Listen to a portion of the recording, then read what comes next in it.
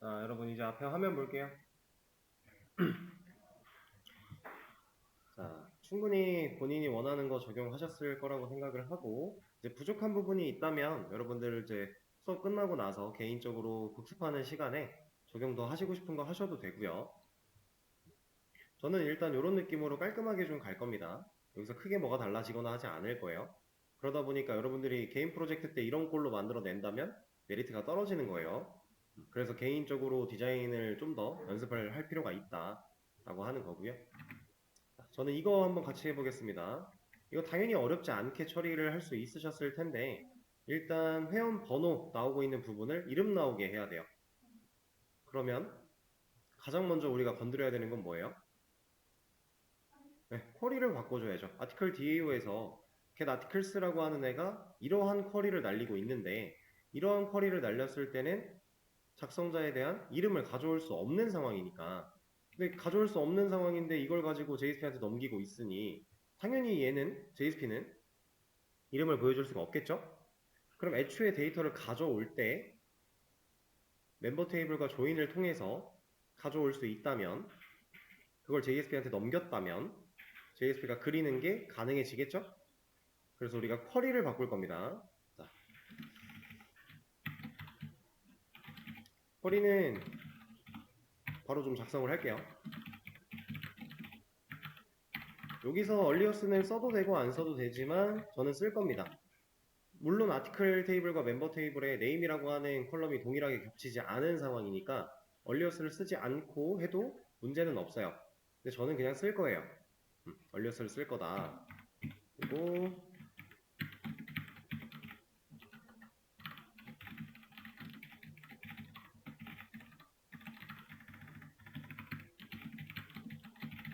이렇게 조인을 걸어주고요. 온 여기서는 아티클 테이블에 있는 멤버 아이디와 멤버 테이블에 있는 아이디 조건으로 봐야겠죠? 온절에서. 그리고 나서 오더바이까지. 근데 여기 A가 그냥 들어가 있으니까 어떤 아이디를 기준으로 할 건지 명시 잘 해주고요. 자, 그럼 쿼리가 바뀌었어요. 그러면 결과도 당연히 다르게 가져오겠죠. 가져온 결과를 가지고서 우리가 아티클 컨트롤러가 결국 받아낼 거고요. JSP한테 넘기고 있어요. 그리고 JSP가 얘를 사용해서 그리고 있죠.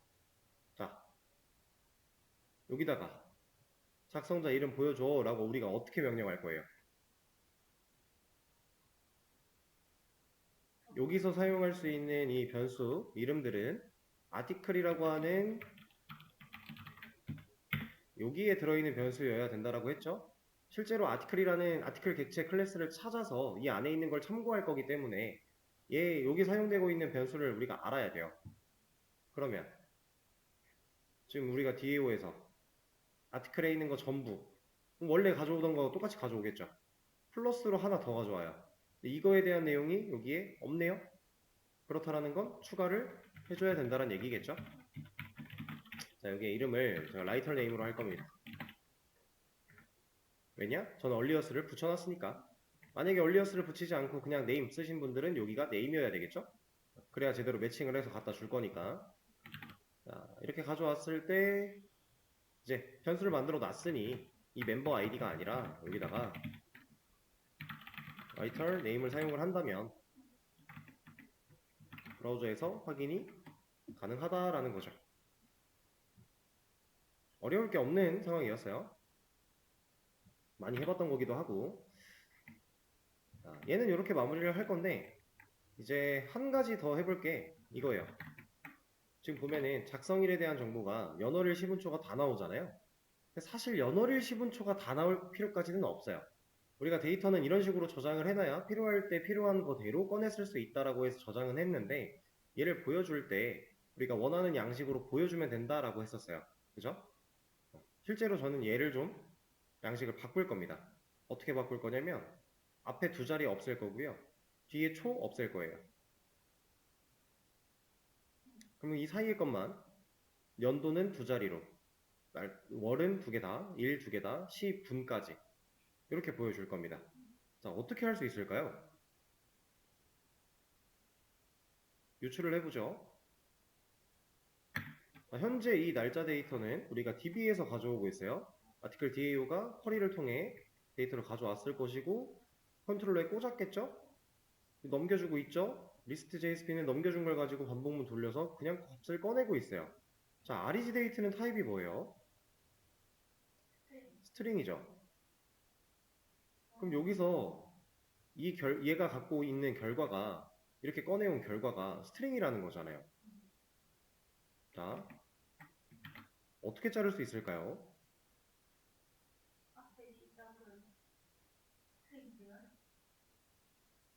자, 스트링이라고 하는 이 문자열을 사용할 때 우리가 얘를 원하는 길이로 잘라낼 수 있는 방식이 있었어요.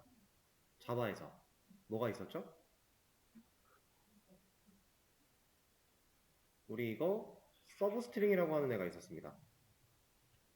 서브스트링이라는 메서드를 사용해서 자바에서는 스트링 타입의 데이터를 내가 원하는 길이로 잘라낼 수 있었어요. 우리 이걸 언제 해봤냐?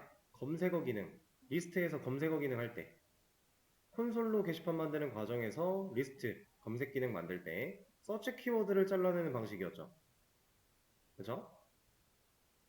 자, 이거를 저는 여기서 쓸 거예요. 이렇게.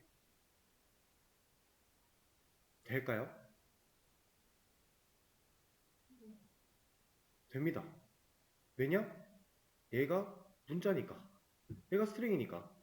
가능해요. 자, EL 표기 안에서 실제로 이렇게 애초에 지금 우리가 여기서 쓰고 있던 이 점 찍는 방식도 이거 자바 문법이에요. 이미 자바 문법 쓰고 있었어요. 근데 왜 점 찍고 왜 써도 당연히 쓸 수 있는 거 아니에요? 그렇죠? 그 개념이에요. 그래서 이 서브스트링 쓸 거고요. 자릿수가 0, 1, 2, 3, 4, 5, 6, 7, 8, 9, 10, 11, 12, 13, 14, 15, 16. 여기가 지금 16번째 인덱스. 여기가 이 콜론이 16번째 인덱스고요.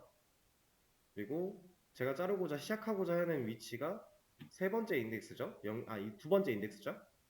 그럼 인덱스는 시작점 위치에 이렇게 존재하는 거였으니까 2번 인덱스부터 몇 번까지 가져와야 돼요? 여기가 16이라 그랬어요. 16까지 가져와야죠. 인덱스 시작이 이렇게니까. 그래야 콜론 안 찍히고 이 앞에 것까지 가져올 거잖아요. 그래서 2부터 16. 인자 두 개 넣으면 비긴 인덱스와 엔드 인덱스였으니까. 여기다가 2, 16 두 개 넣어주면 된다라는 거죠. 문자열을 자르는 방식이었으니까. 그죠? 자, JST를 쓰면 우리가 스크립틀릿으로 썼어야 됐던 자바의 그 반복문이나 이런 if문 같은 그런 함수를 사용하는 방식이고요. 그죠? 포이치로 대신 쓸 수 있는 거니까. 이 EL 안에서는 그냥 자바 문법 어느 정도는 쓸 수가 있다. 단 이런 거는 조금 곤란합니다. 뭐냐면 이렇게 만들어 놓고 여기다가 뭐 포문을 넣는다거나 이런 건 좀 곤란해요. 애초에 이런 식으로 쓰는 EL은 없으니까. 근데 이런 역할은 JSTL이 대신할 것이고 이 안에서 간단하게 메소드 호출하는 정도는 EL도 가능하니까. 그래서 얘네들이 거의 병행해서 같이 쓰는 거예요. 그럼 JSP 안에 우리가 자바 문법을 좀 편하게 녹여낼 수 있다는 거죠. 화면을 그릴 때 제약이 많이 사라진다는 얘기겠죠. 이런 방식으로 할 수가 있다라고 하는 거.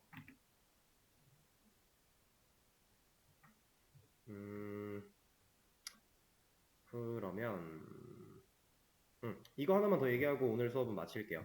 자, 근데 지금까지 이렇게 써봤는데 여러분들이 이거에서 이상한 점을 하나 느끼셨어야 되거든요.